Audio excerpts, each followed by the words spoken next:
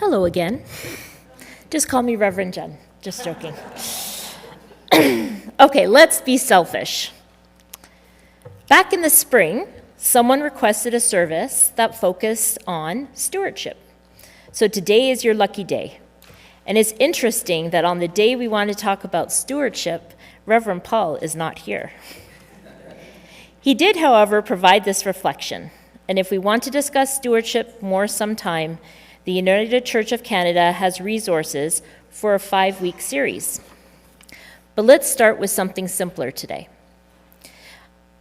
I think that our reading from Luke this morning is perhaps one of the least well understood texts in the Bible.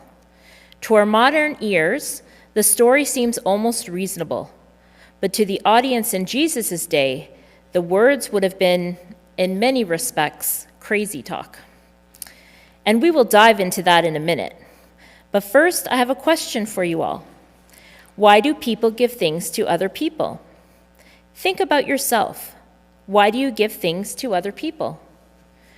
There are at least 3 categories of giving here. First of all, we often give things to people in our own families.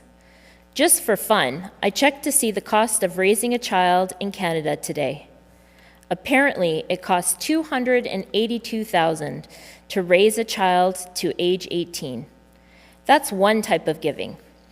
It doesn't usually even feel like giving.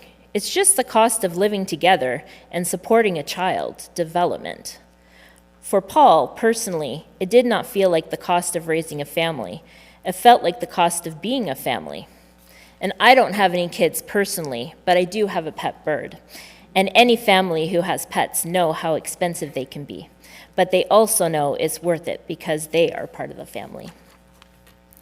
A second category of giving is reciprocal. We sometimes give gifts to people and we expect to get gifts back in return. And if we are honest, in these cases, we expect the value of the gifts being exchanged to be comparable. Giving gifts to extended family members at Christmas time sometimes works like this. Office gift exchanges usually work like this too. A third category of giving is giving to people we may not even know, with no expectation of any return at all. One example would be giving money to someone on the street who has their hand out. Another example would be supporting a charity that we have no other connection to. And we give because, well, why do we give to unknown people from whom we have no expectations? Why do you give people you do not know with no expectation any sort of return? Does anyone want to let us know why you give to somebody who doesn't, you don't know, or what's the reason you give for charity? Well, one of the reasons I do is because I'm very lucky to have a good job at my work, and I'd like to give to others because some people do not have that luxury. Also, it makes me feel good. And it doesn't even have to be a monetary thing. Sometimes I will just say, even to the barista who's making my coffee, thank you so much for your service. I remember one time we were walking down the street and there was a guy picking up recycling, and I said, thank you so much for the job that you do, because a lot of times these people don't get that recognition, and even saying a kind word will brighten their day. One reason for giving, and this has been proven by science, is giving often makes us feel better ourselves. Giving can actually be a win-win. We help another person, and we feel better too. What's not to like? Liz Dunn has done actual research on this. In a controlled experiment, Dunn and colleagues gave students at the University of British Columbia an envelope containing money and told them that they had to either A, spend the money on themselves before 5 p.m. that day, or B, spend the money on someone else before 5 p.m.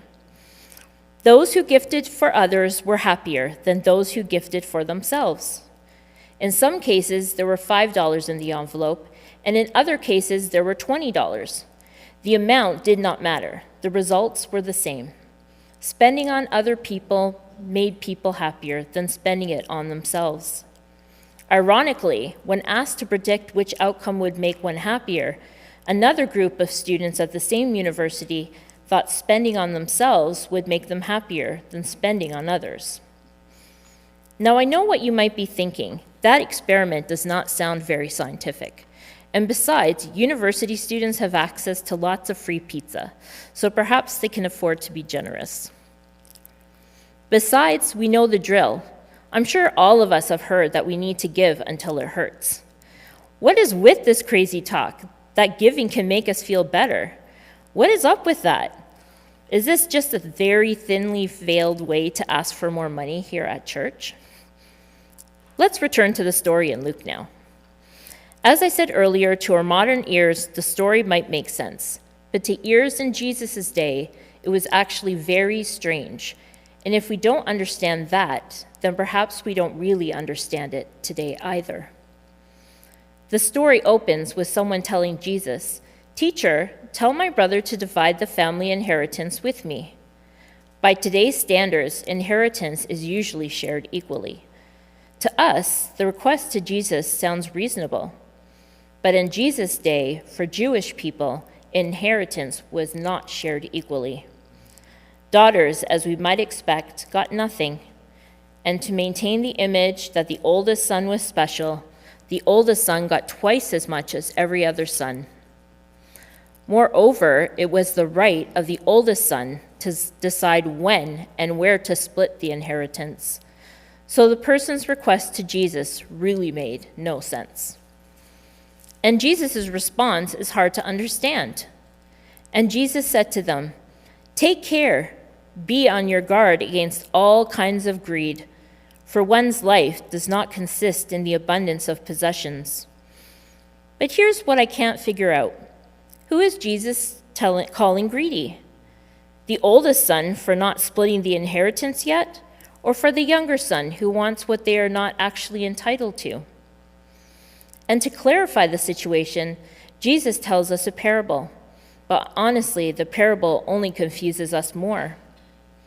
In the parable, a successful farmer grows more crops than he has storage for. So the farmer decides that he needs bigger barns to store the large crop. Somehow we are led to believe that the farmer did the wrong thing, because he died before he could enjoy his bumper crop. But why does that matter?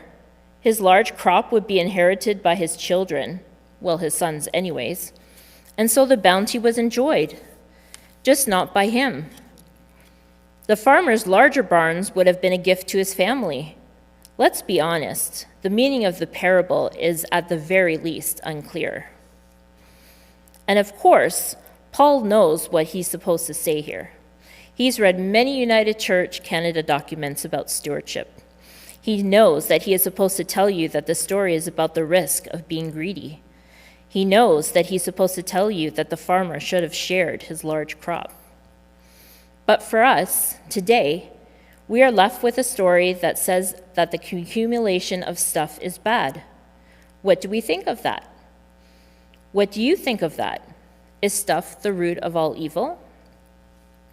Paul's good friend and preacher, Brian Boydens, shared a sermon with him once, and he claimed that the most misquoted text in the entire Bible is, "Money is the root of all evil." And Paul agrees with him. The actual quote is from 1 Timothy chapter 6, verse 10. "For the love of money is a root of all kinds of evil, and in their eagerness to be rich, some have wandered away from the faith and pierced themselves with many pains." Money, or stuff, is usually not the problem. The problem is, where do we place our love? Or another way to ask the question, where do we find meaning in life? Do any of us actually believe that the purpose of life is the accumulation of stuff? Stuff is usually not our problem. If our lives are too focused on the acquisition of stuff, maybe that is a problem. But stuff itself is not usually the problem, unless you're a hoarder. It's really more a question of where we place our love. I want to return to the title of this sermon, Let's Be Selfish. Paul selected that title because he thought it might at least be a bit provocative, but also because it is actually true. He wants us to encourage all of us to be more selfish. But if we're going to be selfish, we should do it properly. If something is worth doing, it's worth doing well, right? Because he agrees with the basic assertion that giving to others makes us feel better ourselves, giving to others is a win-win. And since giving to others makes us feel better, we should be selfish by giving to others freely, because we should be selfish enough that what we want is to feel better by giving to others. We all have things to give.